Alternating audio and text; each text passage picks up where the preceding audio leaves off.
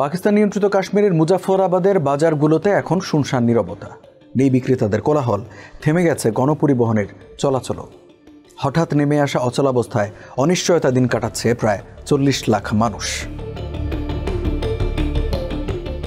Jammu Kashmir joint Awami action committee বা জেএএসির ডাকে পাকিস্তান নিয়ন্ত্রিত কাশ্মীরে চলছে কমপ্লিট শাটডাউন।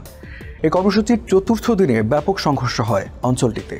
নিরাপত্তা বাহিনীর সঙ্গে বিক্ষোভকারীদের সংঘর্ষে 3 পুলিশ কর্মকর্তা সহ নিহত হয়েছেন অন্তত 15 জন, আহত 2 পক্ষের কয়েক ডজন মানুষ। পরিস্থিতি নিয়ন্ত্রণে 28 সেপ্টেম্বর থেকে পাকিস্তান শাসিত কাশ্মীরে মোবাইল টেলিযোগাযোগ এবং ইন্টারনেট সংযোগ বিচ্ছিন্ন করে দিয়েছে সরকার। বিবৃতিতে জানানো হয়, শৃঙ্খলা পুনঃপ্রতিষ্ঠার কাজ করছে কর্তৃপক্ষ। সোশ্যাল মিডিয়ায় ছড়ানো ভুয়া খবর বা কোনো নির্দিষ্ট এজেন্ডার প্রভাবে বিভ্রান্ত না হতে অনুরোধ করা হয়েছে জনগণকে। মনোরম কিন্তু ভীষণ বিতর্কিত অঞ্চল কাশ্মীর। 1947 সালে ব্রিটিশ ঔপনিবেশিক শাসন থেকে স্বাধীনতার পর থেকে পাকিস্তান ও ভারত এই অঞ্চলের নিয়ন্ত্রণ নিয়ে একাধিক যুদ্ধে জড়িয়েছে। বর্তমানে 2 দেশই কাশ্মীরের কিছু অংশ নিয়ন্ত্রণ করে, আর উত্তরে 2টি অংশ শাসন করছে চীন। ভারত পুরো কাশ্মীরকে নিজেদের অংশ হিসেবে দাবি করে, অন্যদিকে চীনের দখলে থাকা অংশ বাদ দিয়ে কাশ্মীরের পুরো অঞ্চল দাবি করে পাকিস্তান। 2017 সালের আদমশুমারি অনুসারে পাকিস্তান শাসিত কাশ্মীরে বাস করেন 40 লাখের বেশি মানুষ। আধা স্বায়ত্তশাসিত ব্যবস্থার অধীনে পরিচালিত অঞ্চলটিতে রয়েছে নিজস্ব প্রধানমন্ত্রী এবং আইনসভা। বর্তমান অস্থিরতা শুরু 2023 সালের মে মাসে। তখন বাসিন্দারা আকাশছোঁয়া বিদ্যুৎ বিলের বিরুদ্ধে প্রথমবার রাস্তায় নামে। একই সময়ে আটা চোরাচালান এবং ভর্তুকিযুক্ত গম সরবরাহে ঘাটতির অভিযোগও সামনে আসে। 2023 সালের আগস্টের মধ্যে এই অভিযোগগুলো রূপ নেয় সংগঠিত প্রতিবাদে। সেই বছরের সেপ্টেম্বরে বিভিন্ন জেলা থেকে শত শত কর্মী মুজাফফরাবাদে জড়ো হয়ে আনুষ্ঠানিক ঘোষণা দেন জেএএসি প্রতিষ্ঠার। জেএএসি বড় ধরনের সংঘর্ষে জড়ায় 2024 সালের মে মাসে। সেবার মুজাফফরাবাদের দিকে পদযাত্রা শুরু করে বিক্ষোভকারীরা। সহিংস সংঘর্ষে এক পুলিশ কর্মকর্তা সহ প্রাণ হারান অন্তত 5 জন। পাকিস্তানের প্রধানমন্ত্রী শেহবাজ শরীফ আটার দাম ও বিদ্যুতের শুল্ক কমানোর দাবি মেনে নিলে বন্ধ হয় বিক্ষোভ। তবে দীর্ঘস্থায়ী হয়নি সেই শান্তি।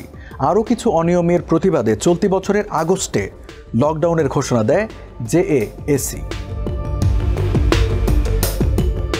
জেএএসির উপস্থাপিত সবশেষ দাবিপত্রে রয়েছে 38টি সুস্পষ্ট দফা। দাবিগুলোর মধ্যে রয়েছে বিনামূল্যে শিক্ষা ও স্বাস্থ্যসেবা প্রদান, বড় বড় অবকাঠামো প্রকল্প চালু করা থেকে শুরু করে প্রাদেশিক আইনসভার কাঠামো পরিবর্তন। তবে এসব দাবির শীর্ষে রয়েছে শাসক শ্রেণীর সুযোগ সুবিধা বন্ধ করা। জেএএসির দাবি, 2024 সালের মে মাসের বিক্ষোভের পর সরকার স্বীকার করেছিল যে সরকারি কর্মকর্তাদের প্রদত্ত সুযোগ সুবিধা পর্যালোচনা করার জন্য একটি বিচার বিভাগীয় কমিশন গঠন করা হবে। মন্ত্রীদের মতো ঊর্ধ্বতন সরকারি কর্মকর্তাদের দেওয়া সুযোগ সুবিধার মধ্যে রয়েছে সরকার প্রদত্ত 2টি যানবাহন, দেহরক্ষী সহ ব্যক্তিগত কর্মী এবং সরকারি কাজে ব্যবহৃত যানবাহনের জন্য সীমাহীন জ্বালানি। দ্বিতীয় গুরুত্বপূর্ণ দাবি, স্বায়ত্তশাসিত অঞ্চলের আইনসভায় শরণার্থীদের জন্য 12টি সংরক্ষিত আসনের ব্যবস্থা বন্ধ করা।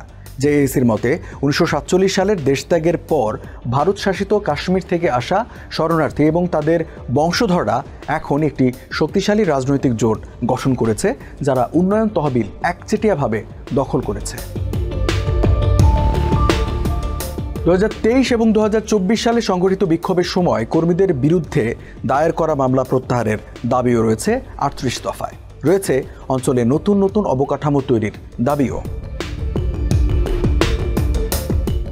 যোগাযোগ ব্যবস্থায় বিধিনিষেধ আরোপ করেছে স্থানীয় প্রশাসন। অনির্দিষ্টকালের জন্য বন্ধ ঘোষণা করা হয়েছে শিক্ষা প্রতিষ্ঠান। শুধু তাই নয়, পাকিস্তানের অন্যান্য অংশ থেকে ডাকা হয়েছে আধা সামরিক বাহিনী ও অতিরিক্ত পুলিশ। পাকিস্তান শাসিত কাশ্মীরের অর্থমন্ত্রী আব্দুল মজিদ খান বলেন, গত বছর যখন তারা বিক্ষোভ শুরু করেছিল তা ছিল কেবল বিদ্যুৎ ও আটার দামের বিষয়ে। আমরা সেই দাবিতে একমত ছিলাম, তবে তাদের বুঝতে হবে সবকিছু রাতারাতি ঘটতে পারে না, এতে সময় লাগে। আব্দুল মজিদ খান আরও বলেন, জেএএসির ৩৮ দফার বেশিরভাগ দাবিতে সরকার একমত হলেও শরণার্থীদের সংরক্ষিত আসন বাতিল ও জেএএসি যাকে শাসক অভিজাতদের সুবিধা বলে মনে করে তা বন্ধ করার বিষয়ে রয়ে গেছে দ্বিমত। শরণার্থীদের জন্য সংরক্ষিত আসন বাতিলের যুক্তিকে চ্যালেঞ্জ জানিয়ে আব্দুল মজিদ খান বলেন, এরা সেই মানুষ যাদের পরিবার ভারত থেকে এসেছিল, সেখানে তাদের জমি ছিল, ব্যবসা ছিল, কিন্তু সব ছেড়ে তারা পাকিস্তানে চলে এসেছে। তবুও জেএসি মনে করে তাদের আসনের কোটা দেওয়া অন্যায়। আব্দুল মজিদ খান নিজেই এই অঞ্চলের আনুমানিক ২৭ লাখ মানুষের একজন, যাদের পরিবার ভারত শাসিত কাশ্মীর থেকে পাকিস্তান শাসিত কাশ্মীরে চলে এসেছে।